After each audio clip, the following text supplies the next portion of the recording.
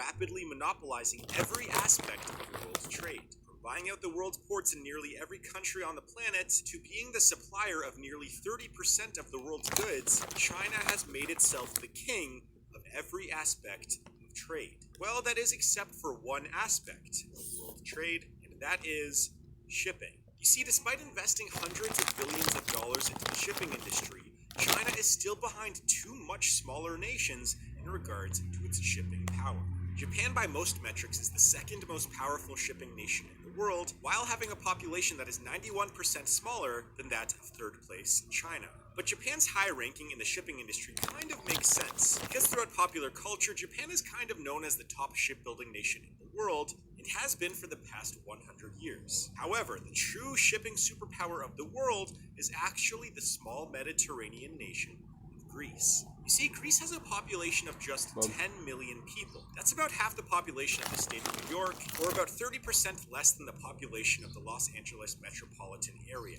And yet, despite having this small population that is 140 times smaller than China, Greece has been the world's shipping superpower for much of the past 50 years. Meaning that if your country imports bulk resources like oil, metals, coal, or grain, or if you have simply bought out an item from overseas, then you most likely have relied upon a Greek ship at some point in recent memory. But this brings up the question, how did such a small country become the dominant player in one of the world's largest industries? And what does this mean for you, the economy, and the world's superpowers going forward?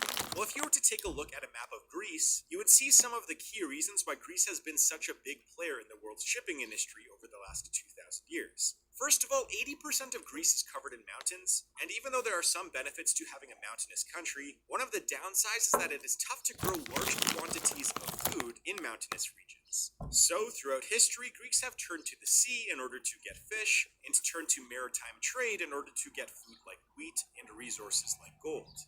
Secondly, Greece is a nation with over 5,000 islands, and hundreds of which are populated, meaning that having an up-to-date shipping industry was vital for the population center of these islands. And lastly, Greece is in a unique geographical position in the world. It is close to the Suez Canal, which is one of the most important trade routes in the world, and it also has a short land connection to some of the wealthiest European nations in the world, meaning that Greece has been destined to be a maritime and trading nation ever since it made its geographical boundaries.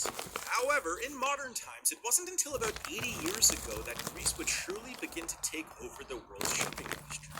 You see, in the early 1900s, Greece was a top 10 shipping nation in the world, but it was far behind the most powerful countries like Great Britain, the United States, and Germany. But after the Greek Navy played a key role in helping the Allies win World War II, several Greek businessmen thought of an idea. What if they invested heavily in the shipyards of nations that needed to rebuild from the war? And some Greek businessmen like Aristotle Onassis took action with that idea. So for example, Aristotle Onassis in 1940